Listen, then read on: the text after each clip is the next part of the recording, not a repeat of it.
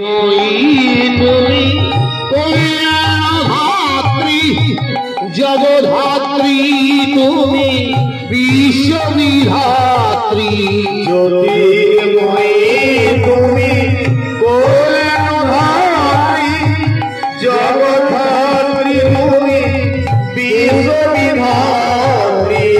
জ্যোতির্ময়ী তুমি কল্যাণধাত্রী জগধাত্রী তুমি বিশ্ববিধাত্রী জ্যোতির্ময়ী তুমি কল্যাণধাত্রী জগধাত্রী তুমি বিশ্ববিধাত্রী দর্শনাশিনী তুমি দুর্গতি ভাবে দর্শনাশিনী তুমি দুর্গতি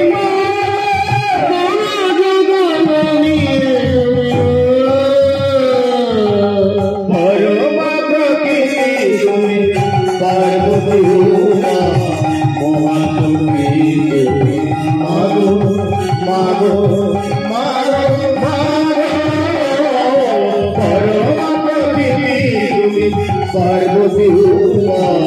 মহাদেবী মাগো মাগো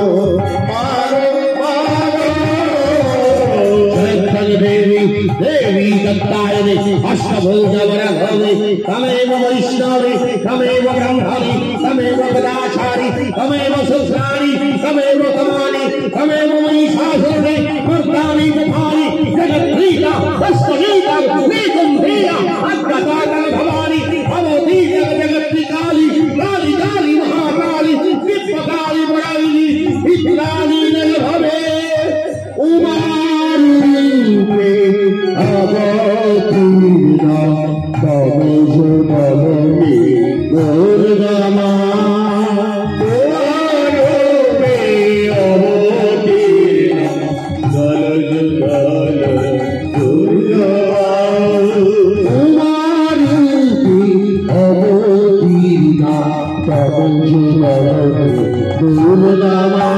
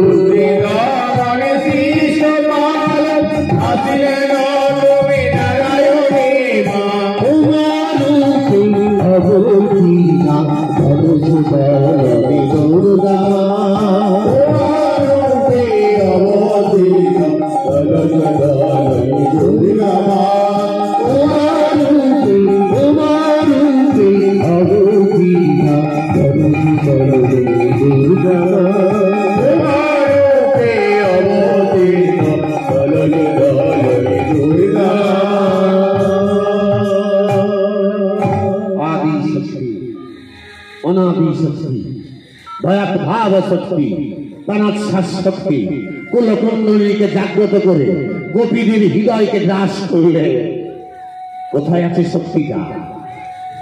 সেই শক্তিটাই তো মুক্তি। হ্যাঁ, মূলাধারে আছে। মূলাধারে সরু নালীর মতো আড়াইটা পেজ দিয়ে সর্পাকৃতি, তার উপরে সাজানো আছে 6টা চক্র, আজ্ঞা চক্র, অনাহত চক্র, বিশুদ্ধ চক্র, স্বাধিষ্ঠান চক্র, মণিপুর চক্র। আর যে মণিপুর থেকে বেরিয়ে এলো মহাদেব, সেই লাদিন শক্তিটা ছাড়া তো কোনো ভজন হয় না।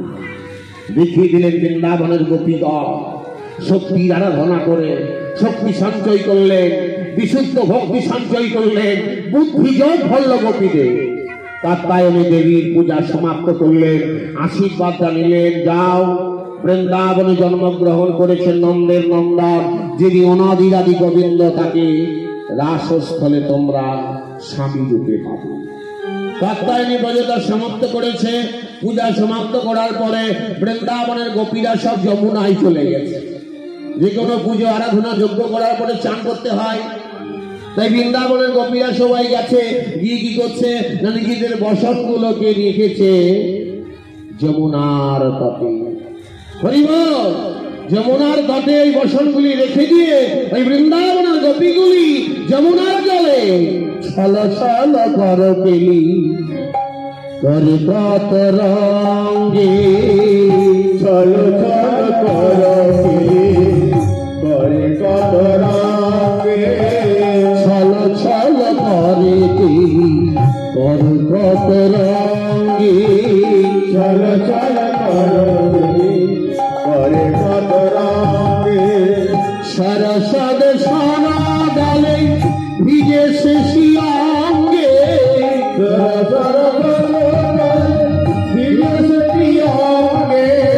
সরস্বতী সোনা ডালে ভিজে শেষি অঙ্গে,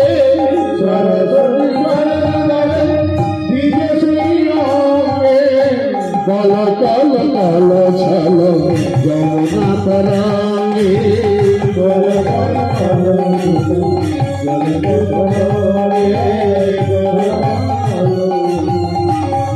তারা নেচে যাই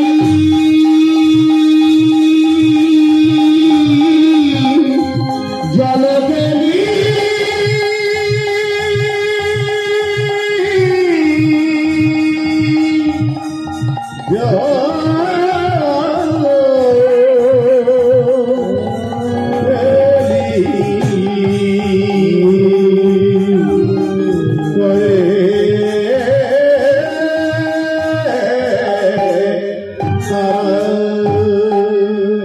আনন্দে আত্মহারা হয়ে জল কেলি খেলছে। প্রাণ গোবিন্দ মনে মনে দেখলেন আজি সুবর্ণ সুজা। কি করলেন? ওই গোপীদের ছেড়ে যাওয়া বস্ত্রগুলোকে সাপ হরণ করে নিলেন, নিয়ে কোথায় রাখলেন? ওই কদম গাছের ডালে, কদম গাছের ডালে বস্ত্রগুলোকে রেখে দিয়েছে। আর গোপীরা স্নান কার্য সমাপ্ত করার পরে বসন খুঁজতে গিয়ে দেখলো বসন নেই। সখী বসন কই রে? ওকে বলে বসন কই, ওকে বলে বসন কই কেন? এখানে তো বসন রেখেছিলাম, বসন দেখতে পাচ্ছি না কেন? কে নিল আমাদের বসন? বৃন্দাবনে এমন তো হয় না। হয় রে সখী, হয়। বৃন্দাবনে একটাই তো বড় চোর আছে, দুটো নয়। সেই বৃন্দাবনের চোরটা কে? কে বৃন্দাবনের চোরটা? কেন নন্দের ছেলে কি চুরি করে না বল? ননি চুরি করে, মাখন চুরি করে, দুগ্ধ চুরি করে, ঘৃত চুরি করে, আমাদের মন চুরিও করে রে।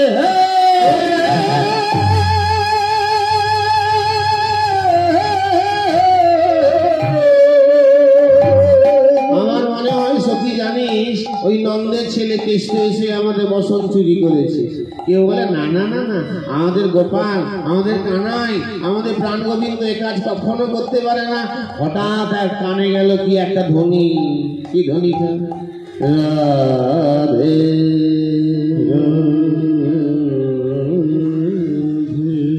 রাধে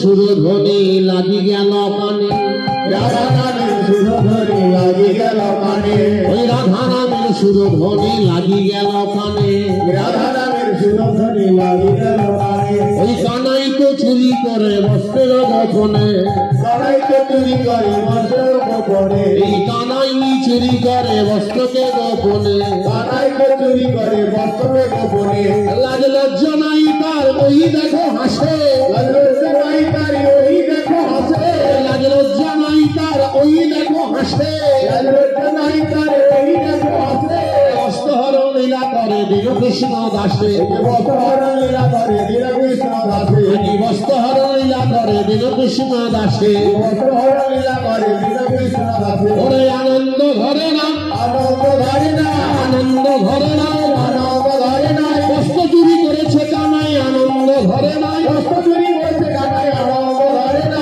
কতই আনন্দ কতই আনন্দ কতই আনন্দ কতই আনন্দ এই তো আছে গোবিন্দ তাই তো এত আনন্দ এই তো এত গোবিন্দ তাই তো এত আনন্দ জয় রাও জয় রাও জয় রাও জয় রাও জয় রাও জয় রাও জয় রাও জয় রাও ইনু দাও শঙ্খ দাও জয় রাও জয় রাও জয় রাও শঙ্খ দাও জয় রাও জয় রাও জয় রাও জয় রাও জয় রাও জয় রাও জয় রাও জয় রাও জয় রাও জয় রাও রাধে রাধে রাধে বলে জয় রাও জয় রাও রাধে রাধে রাধে বলে জয় রাও জয় রাও রাধে রাধে রাধে বলে জয় রাও জয় রাও রাধে রাধে রাধে বলে জয় রাও জয় রাও বৃন্দাবনে আওয়াই তুলে রাধে রাধে রাধে বৃন্দাবনে হয় তুলে রাধে রাধে রাধে বেশি ঘাটে আওয়াই তুলে রাধে রাধে রাধে বেশি ঘাটে হয় তুলে রাধে রাধে রাধে বংশীবনে আওয়াই তুলে রাধে রাধে রাধে শিবনে হয় তুলে রাধে রাধে রাধে সরবসায় আওয়াই তুলে রাধে রাধে রাধে সর্বদাই হয় তুলে রাধে রাধে রাধে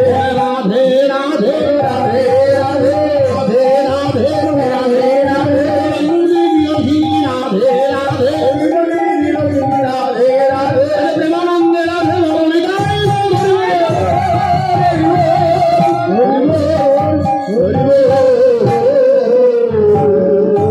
এই দেখ সখী রাধারামের মাসিকে বাজাচ্ছে দেখতে পেয়েছি দেখবো কি করে দেবে লোকটা তো ভরসা নয় কুচকুচে কালো অনেকক্ষণ করে নিরীক্ষণ করে বলে ও আমাদের কেষ্ট ঠাকুর তুমি আমাদের কাপড়গুলো নিয়ে গেছো কি কাপড় গো কেন আমরা যেগুলো খুলে চান করছিলাম নিয়ে যাও না এসো নিয়ে যাও গলা পর্যন্ত জলে ডুবিয়ে সখীরা বলছি কি করে যাব কেন অসুবিধা আছে কিছু তোমরা এসে নিয়ে যাও তোমাদের যখন বসন তোমরা নির্দ্বিধায় নিয়ে যাও গোবিন্দ কেমন করে যাব কেন আমরা যে বিবস্ত আছি অঙ্গে বসন নেই আমরা বসন পরিত্যাগ করে জল ফেলি খেলেছি স্নান করেছি হ্যাঁ তুমি আছো বলে দেখো পুরো অঙ্গটা জলে ডুবিয়ে দিয়েছি শুধু মাথাটা বেরিয়ে আছে বসন দা প্রভু তুমি যে জগৎ জন ভগবান তুমি যে যুগ যুগ ধরে বস্ত্র জগিয়েছ গোবিন্দ মনে মনে চিন্তা করছে আজকে তোমরা যতই রসালো কথা বলো বস্ত্র আমি দেবো না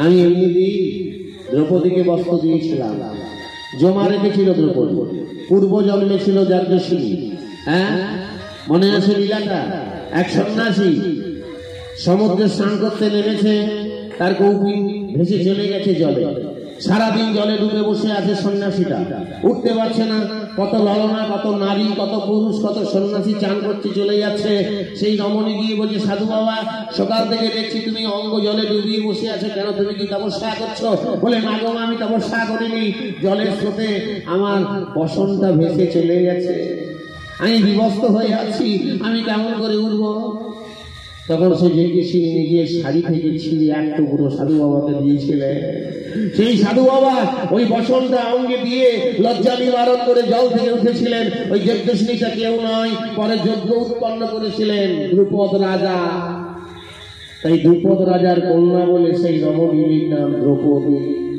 যাকে দুঃশাসন প্রকাশ্য রাজসভাতে নিয়ে গিয়ে বস্ত্র হরণ করেছিলেন মনে আছে হা গোবিন্দ করে যখন চিৎকার করে কেঁদে উঠলেন দ্রৌপদীর পিছন থেকে বিপদ ভঞ্জন মধুসূদন জগিয়ে দিলেন বস্ত্র কিছু দিয়ে রাখলে তবে তো পাওয়া যায় এমনি পাওয়া যায় মাগো আপনারাই তো বলেন না আমি অমাবস্যা করি আমি একাদশী করি আমি পার করি ব্রত করি উপোস করি আমি সারাদিন ঠাকুর করি আর আমার ঘরে যত বিপদ ঠাকুর আমাকে করে লাচকের কুকুর এ তো মায়েদের কথা বলেন না আমার মতো ভক্ত কেউ নেই বলে দেয় মায়েরা। দেখবেন আমি কতবার মতো করি, ভোরবেলা উঠে শাঁখ বাজিয়ে পাড়ার লোককে তুলি, আর আমার ঘরে যত যন্ত্রণা ব্যথা, হ্যাঁ আঘাত তো আপনাকেই দেবে।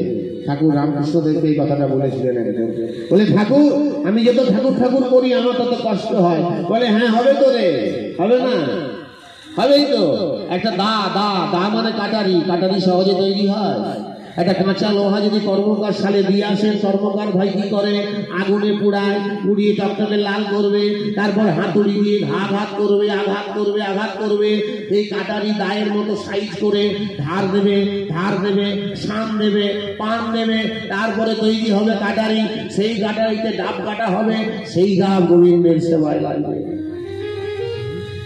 তাহলে গোবিন্দের ডাবটাকে আমান্য করার জন্য কত কষ্ট করতে হলো কাটারির লোহাটাকে। ওরে ওরে যেদিন ওই দেহটাকে ওইভাবে কষ্ট দিতে পারবি, দুঃখ দিতে পারবি, যন্ত্রণা দিতে পারবি, নিজের 6টা রিপু 10টা ইন্দ্রিয়কে যেদিন কৃষ্ণ অভিমুখে পরিচালনা করতে পারবি রে, সেদিন তোর কষ্ট হবে না রে, সেদিন তোর কষ্ট হবে না। তাই তো গিরিশ ঘোষকে বললেন, গিরিশ তোকে নাম করতে হবে। বলে নাম কি করে করবো ঠাকুর, কখন করবো? নাম করার তো আমার সময় নেই। বললে কেন? রাত্রেবেলা করবি, সারা রাত্রি থিয়েটার করি, তারপর মদ গিলে ঘরকে আসি, ঘুম পেয়ে যায়, আমি করতে পারবো না। বলে ভোরবেলা উঠে করবি। বলে ঠাকুর আমি ভোর কখনো চোখে দেখিনি, 11টার সময় বিছনা থেকে উঠি, আমি কখন নাম করবো? বলে কেন দুপুর বেলা করবি? বলে দুপুর বেলা বড় খিদে ভাই, খাবো না, নাম করবো। বলে সন্ধ্যাবেলা করবি? বলে সন্ধ্যাবেলা বিনোদিনী থিয়েটারে যেতে হবে, আমি কখন নাম করবো? ঠাকুর একটা কাজ করতে পারো, তুমি আমার হয়ে করে দিতে পারবে। মহান সেই ছোট্ট বেঁচে ঠাকুরটা ছোট ছোট কথাগুলো বলতেন, মেঠো মেঠো কথাগুলো বলতেন। তিনি বললেন, দুটো হাত বাড়ি গিরিশকে বললেন, আমায় বকল মনে, আমায় বকল মনে। যুগবতার ভগবান রামকৃষ্ণ তার দীক্ষা শিক্ষা থেকে নিয়ে নিলেন গিরিশ ঘোষের ভিতরে থাকা ভয়ঙ্কর ব্যাধি।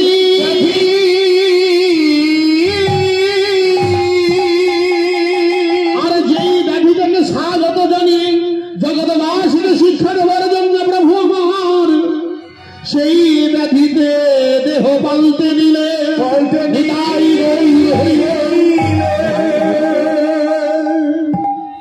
তাই তো তিনি কল্পতরু, তাই তো তিনি কল্পতরু। কল্পতরু মানে কি? তরু মানে গাছ, কল্প মানে কল্পনা। আপনি যে গাছটার তলায় দাঁড়িয়ে যা কল্পনা করবেন, যা চাইবেন তাই পাবেন।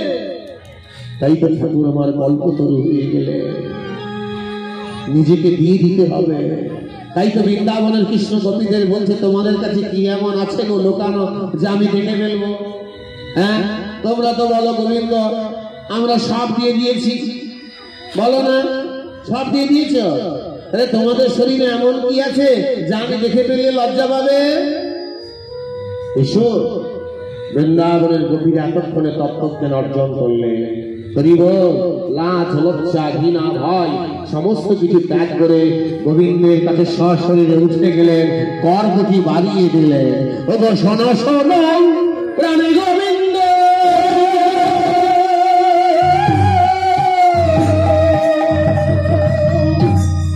শোনো দিয়া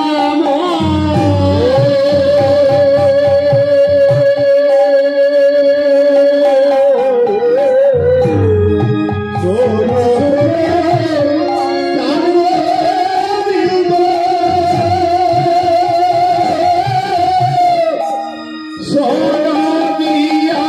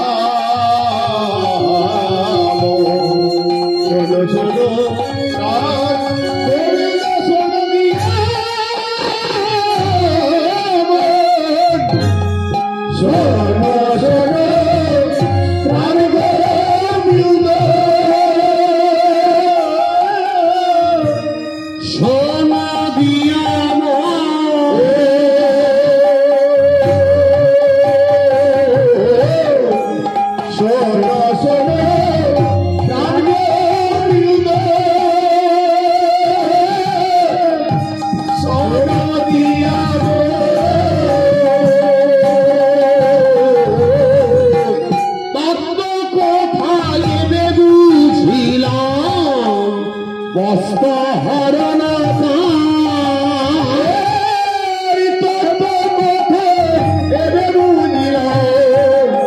বস্ত হরণ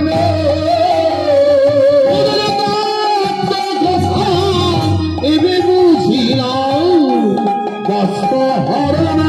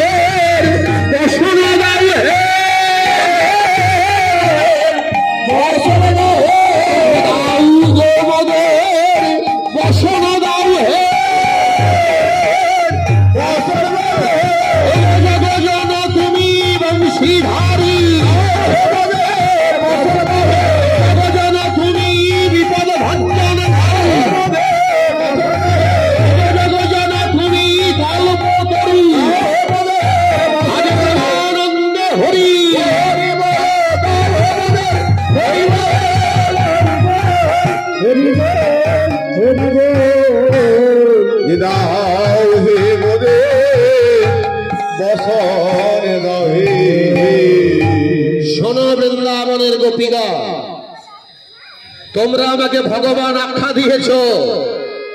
হ্যাঁ গো, ভগবানের কিছু দেখতে গেলে বস্ত্র হরণ করতে হবে, আমি সেই জন্য করিনি। জেনে রাখুন বাবা মায়ের, ভগবান শ্রীকৃষ্ণ বস্ত্র চুরি করেছিলেন কেন না? বস্ত্র চুরি করেছিলেন, বস্ত্র হরণ করেছিলেন, যাই বলুন, গোপীদেরকে শিক্ষা দেবার জন্য। বিবস্ত্র হয়ে বস্ত্র সম্পূর্ণ পরিত্যাগ করে কখনো চান করতে নেই। জলকে দেবতা নয়, জল বরুণ দেবতা। বরুণ দেবতার কাছে কখনো বিবস্ত্র হয়ে স্নান করবে না। এই নিদারুণ শিক্ষাটা দেবার জন্যে বস্ত্র হরণ করেছিলেন গোবিন্দ। বস্ত্রগুলি গোপীদেরকে ফিরিয়ে দিলেন। সেই কৃপা সিদ্ধ, সাধন সিদ্ধ, নিত্য সিদ্ধ গোপীগুলি আস্তে আস্তে করে সকলে এসে উপনীত হয়েছেন কোথায়? বংশী বটের তলা। শিষ্যাগতম গোপীগণ, এই ভজনং তপ্তাং দেহ। তোমরা ভজনে তপ্ত করেছো, তোমরা সিদ্ধি লাভ করেছো, কিন্তু তোমরা তো পরনারী। তোমাদের ঘরে তো স্বামী আছে। বলে হ্যাঁ। এই স্বামী পরিত্যাগ করে এত গভীর রাত্রে আমার কাছে এসেছো কেন? কি উত্তর দেবে? আজকে যদি প্রশ্ন করি আপনাদেরকে, মায়েদেরকে, ঘরে স্বামী আছে, সবার স্বামী তো আসতে পারেনি, এক কথায় উত্তর দেবেন, স্বামী ত্যাগ করে এসেছি পরম স্বামীকে পাবো বলে। পতি ত্যাগ করে এসেছি জগৎপতিকে পাবো বলে। মনুষ্য জীবনে ধন্য করব বলে 84 লক্ষ জনিপদ ভ্রমণ করে এই সাদের যে মানব দেহ পেয়েছি, গোবিন্দকে ভগবান রূপে, গোবিন্দকে পতি রূপে পেয়ে মনুষ্য জন্ম ধন্য করব বলে।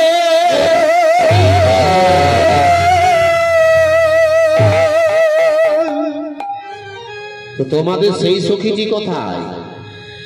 কার কথা বলছি বলুন দেখি? কত গোপী এসেছে জানেন? 16,108 একটা মেলা। তো মেলা দেখতে গেলেন, হ্যাঁ মেলা দেখতে এলেন। মেলায় যদি আপনার মনের মানুষটা না আসে, মেলা দেখা হবে? হ্যাঁ, চতুর্দিকে তাকাচ্ছে, বলে আমারটা আসেনি, আমার ভালোবাসাটা আসেনি। এদিক ওদিক তাকাচ্ছে।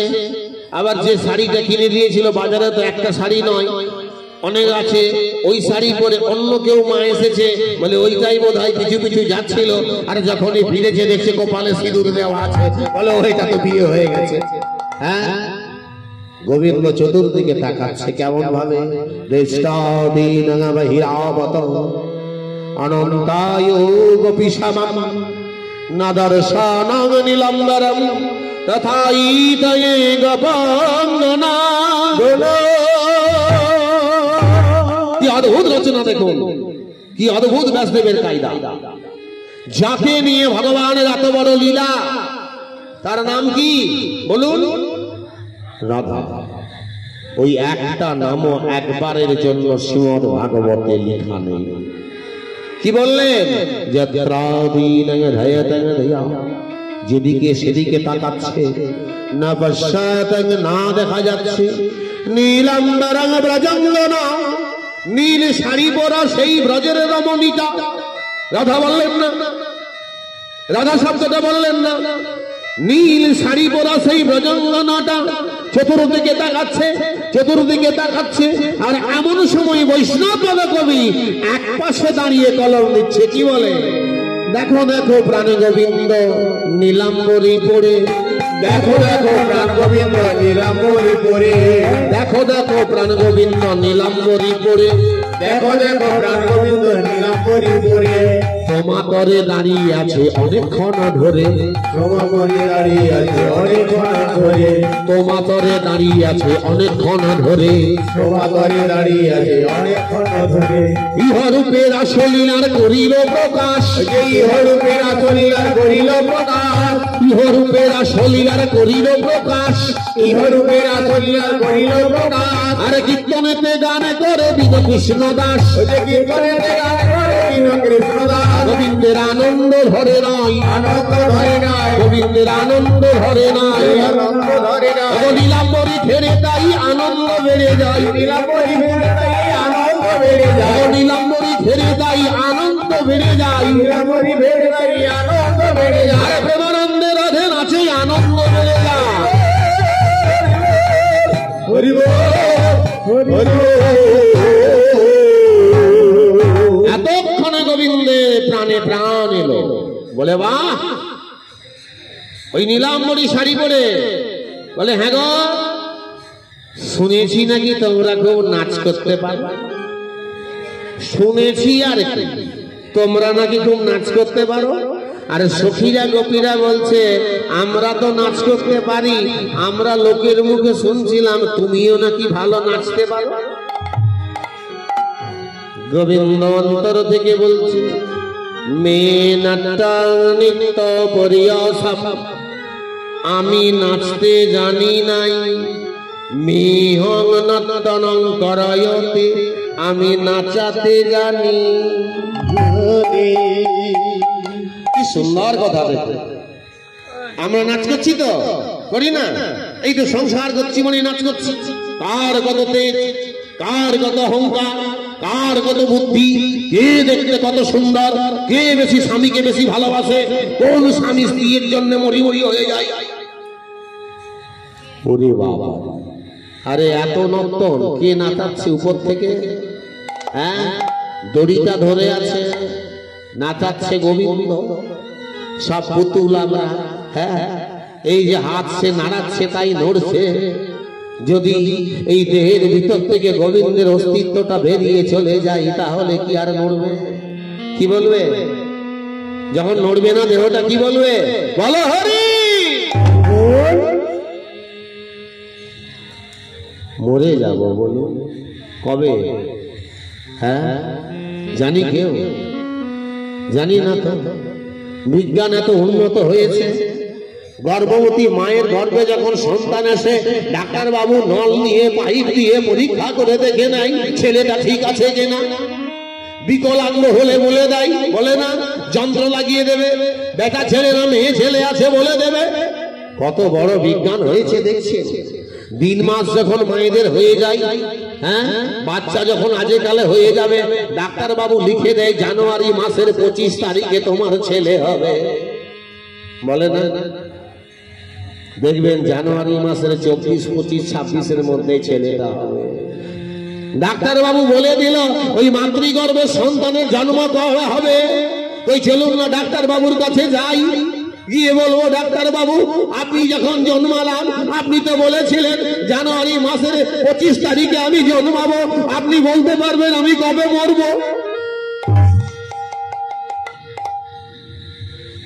সাইলেন্ট হয়ে গেলে, সাইলেন্ট। কেউ বলতে পারবো আমি কবে মরবো? পারবো? একজন পারবে, একজন পারবে। আমি কবে মরবো, আমি কেমন করে মরবো, আমার মৃত্যুটা কেমন হবে, আমার মৃত্যুর সময় আমি জল পাবো কিনা, আমি মরে যাবার সময় আমার ছেলেটা মাথা মারে থাকবে কিনা, আমি মরে যাবার সময় আমার আত্মীয় গুলো থাকবে কিনা, এটা জানে স্বয়ং গোবিন্দ।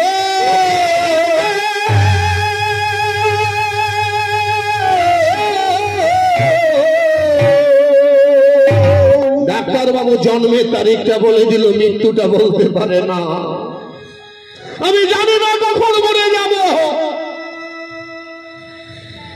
আমি যে ভোরবেলা গাড়িটা ছাড়বো, কালকে পুরুলিয়ার লক্ষণপুরে গান আছে, গাড়িটা যাবে কিনা জানি। এই দায়িত্ব কেউ নিতে পারবেন? নেওয়া যাবে না। আমি যদি ভোর রাত্রে মারা যাই, কালকে রাত্রের কীর্তনটা কিন্তু হবে না।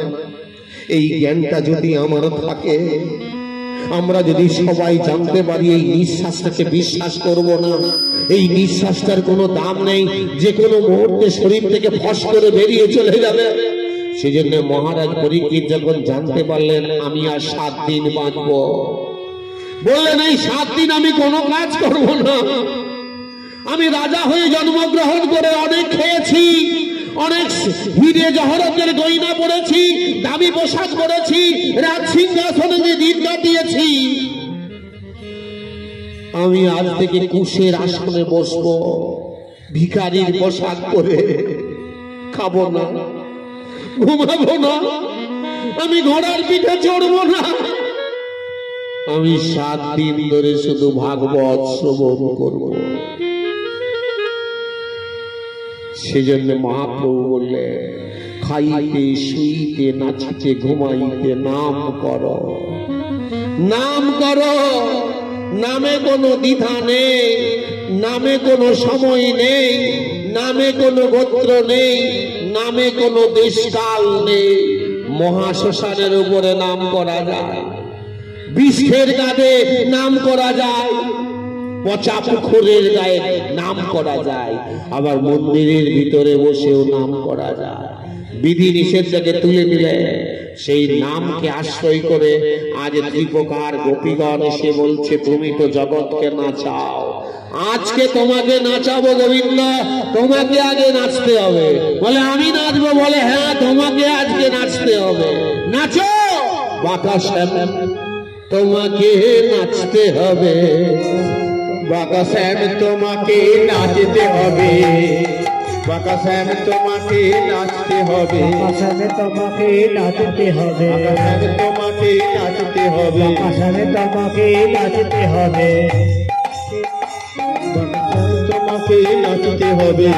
দাগেদা দাগেদা ঝোনা খেতা খর লাগে জিগিজা, দাগদা ঝেনা খেতা খর লাগে জিগিজা, দাগেদা দাগেদা দাগেদা ঝোনা খেতা খর লাগে জিগিজা, দাগদা ঝেনা খেতা খর লাগে জিগিজা, দাগেদা দাগেদা দাগেদা দাগেদা দাগেদা দাগেদা দাগেদা ঝোনা খেতা খর লাগে জিগিজা, দাগদা ঝেনা খেতা খর লাগে জিগিজা, দাগেদা ঝোনা খেতা খর লাগে জিগিজা, দাগদা ঝেনা খেতা খর লাগে জিগিজা, দাগেদা ঝোনা খেতা খর লাগে জিগিজা। দাগদা ঝেনা খেতা খর লাগে জিগিজা, বলি শঙ্কর বলি খর লাগে জিগিজা, দাগদা ঝেনা খেতা খর লাগে জিগিজা, দাগদা ঝেনা খেতা খর লাগে জিগিজা, দাগদা ঝেনা খেতা খর লাগে জিগিজা। ছা ছা ছা আমো। এইরকম নাচে শর্ত আছে, এই বলটা বাজবে আর তোমাকে নাচতে হবে, তোমাকে নাচতে হবে। তখন নাচবে, তখন কি হবে? তখন না নড়িবে দণ্ড মুন্ড নপুরের কড়াই, না নড়িবে দণ্ড মুন্ড নপুরের কড়াই, না নড়িবে দণ্ড মুন্ড নপুরের কড়াই, না নড়িবে দণ্ড মুন্ড নপুরের কড়াই। শর্তটা দেখুন কেমন। গন্ডমুন্ড মানে মাথাটা, যারা নৃত্য করে ঘাটটা নাচে, টুকটুক করে নাচে, রবীন্দ্রসঙ্গীতে নৃত্য হয়, ঘাড় নোড়া চলবে না, আর চরণে নুপুর বাজানো আছে, লাগানো আছে, ওটা নোড়া চলবে না, চলবে না। জিনো যদি রাইকে দেব মরা হব দাসী, আর দিন যদি রাইকে দেব মোরা হব দাসী, জিনো যদি রাইকে দেব মরা হব দাসী, জিনে যদি রাইকে দেব মোরা হব দাসী। হেরে গেলে কি করবো? হেরে গেলে হারিলে কারিয়া লব, বলবো? এরা বার করে নিজে কি করে দেখাবে? হারিলে গাড়িয়া লব তোমার হাতের বাঁশি গো, তোমার হাতের বাঁশি। হারিলে গাড়িয়া দেব, হারিলে গাড়িয়া দেব তোমার হাতের বাঁশি গো, তোমার হাতের বাঁশি। দাগে দাছে না খেটা থর লাগে জিগে ঝাঁ, দাগে দাছে না খেটা থর লাগে জিগে ঝাঁ, দাগে দাছে না খেটা থর লাগে জিগে ঝাঁ, দাগে দাছে না খেটা থর লাগে জিগে ঝাঁ, দাগে দাছে না খেটা থর লাগে জিগে ঝাঁ, দাগে দাছে না খেটা থর লাগে জিগে ঝাঁ, দাগে দাছে না খেটা থর লাগে জিগে ঝাঁ, দাগে দাছে না খেটা থর লাগে জিগে ঝাঁ, দাগে দাছে না খেটা থর লাগে জিগে ঝাঁ, দাগে দাছে না। এই বলতি বাজবে আর এই শর্ত, যদি হেরে যাও না তোমার বাঁশি কেড়ে নেবো, আর জিতে গেলে রাধাকে তোমাকে দিয়ে দেবো। হ্যাঁ, মত আছে? মত আছে তো? বলে এত যে বড়াই করছো, আমি তো কৃষ্ণ, আমি পুরুষ, আমি যদি নাচ করি তোমরা সব তো মেয়ে ছেলেগুলো আছো, বেটা ছেলে তো একটাও না। তোমাদের বাজাবে কে? মৃদঙ্গ বাজাতে হবে, করতাল বাজাতে হবে, সপ্তস্বরা বাজাতে হবে, পিনাকি বাজাতে হবে। কে বাজাবে? বলে কেন? দেখবে ললিতে, ললিতে গো এমন করে হবে নি, দাঁড়া ভাই।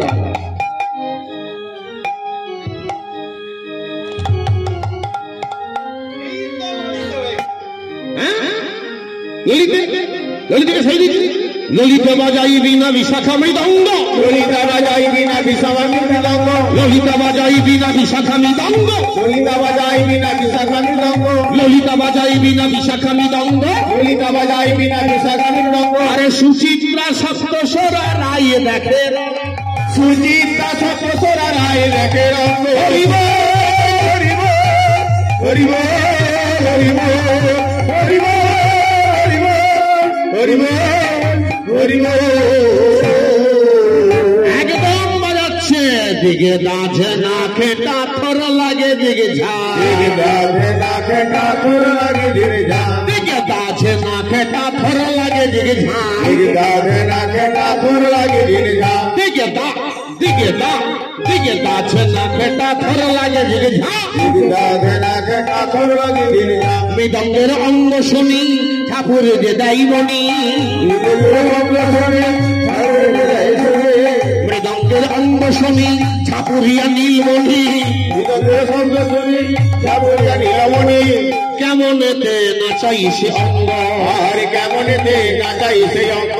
যেন ধর ধর জ্বর এসেছে, ধর ধর জ্বর এসেছে, ধর ধর জ্বর এসেছে, ধর ধর জ্বর এসেছে। নাচের মনে নাই তো শেষে, ধর ধর জ্বর এসেছে, মনে নাই যে শেষে, ধর ধর নাচের মনে নাই যে শেষে, নাই যে শেষে, থর থর জ্বর এসেছে। নাচের মনে নাই যে শেষে, থর থর জ্বর এসেছে।